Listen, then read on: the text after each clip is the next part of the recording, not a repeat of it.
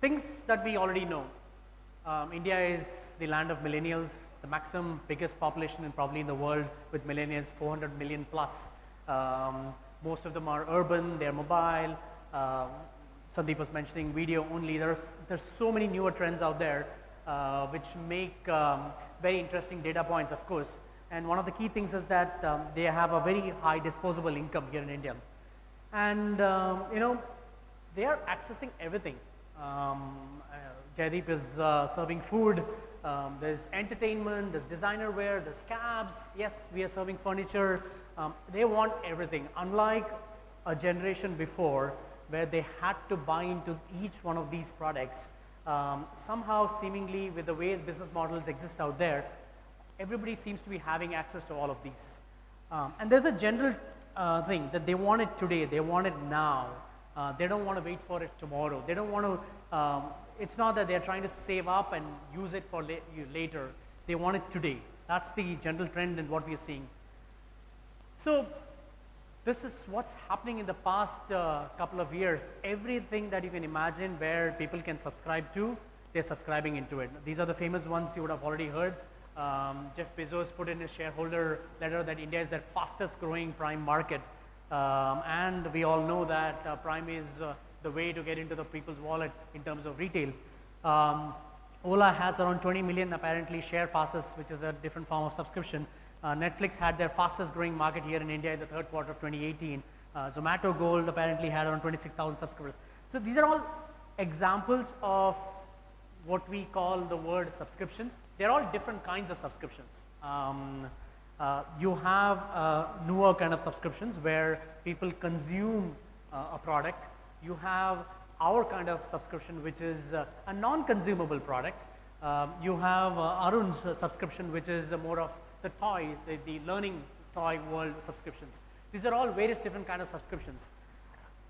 The common element between all of this is that people, of course, there's this thing that it's a piecemeal approach to the problem. You don't commit yourself to a large expense right up front.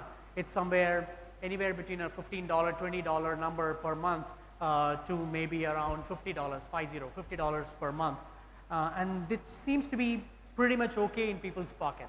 So cost is definitely one factor. It's easy on their pocket in some sense, but that's not the main reason. People are not subscribing because it is cheap, for sure. And of course, there's unparalleled convenience, but their subscription and the retail economy is head on head. Your Flipkarts of the world and Amazons of the world, the Swiggies of the world, they have made food delivery, retail delivery, e-commerce delivery very, very convenient. It's on your doorstep. Subscription does the same thing. It's very, very convenient. So that is also not the real full reason.